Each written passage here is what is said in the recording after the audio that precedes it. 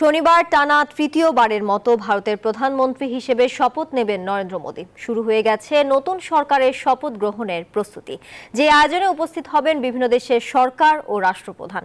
ভারতীয় গণমাধ্যমের তথ্য অনুযায়ী বাংলাদেশ, নেপাল, শ্রীলঙ্কার মতো প্রতিবেশী দেশ ছাড়াও দাওয়াত দেওয়া হয়েছে ভারতের বন্ধুপ্রতিম বিভিন্ন দেশকে। নির্বাচনের ডামাডোল শেষে ভারতে যাত্রা শুরু করছে নতুন সরকার। এনডিএ জোটের সব শরিককে সাথে নিয়েই সরকার গঠন করছেন নরেন্দ্র মোদী। ৮ জুন তৃতীয়বারের জন্য প্রধানমন্ত্রী হিসেবে শপথ নেবেন তিনি। শুরু হয়ে গেছে নতুন সরকারের শপথ গ্রহণের প্রস্তুতি। এই অনুষ্ঠানে উপস্থিত থাকবেন বিভিন্ন দেশের সরকার ও রাষ্ট্রপ্রধান। বাংলাদেশের প্রধানমন্ত্রী শেখ হাসিনা, শ্রীলঙ্কার প্রেসিডেন্ট রনিল বিক্রমাসিংহে, পড়শি দুই দেশের রাষ্ট্রপ্রধানকে ফোন করে শপথ গ্রহণ অনুষ্ঠানে উপস্থিত থাকার আমন্ত্রণ জানিয়েছেন মোদী নিজেই।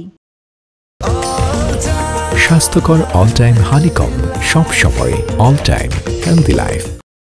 প্রাথমিকভাবে জানা গেছে ভুটানের প্রধানমন্ত্রী শেরিং তোবগে, নেপালের প্রধানমন্ত্রী পুষ্পকমল দাহাল প্রচণ্ড এবং মরিশাসের প্রধানমন্ত্রী প্রবিন্দ যুগনাথ শপথ গ্রহণ অনুষ্ঠানে আমন্ত্রণ পেয়েছেন। মালদ্বীপের প্রেসিডেন্ট মোহাম্মদ মুইজ্জুর উপস্থিতি থাকার কানাঘোষাও শোনা যাচ্ছে।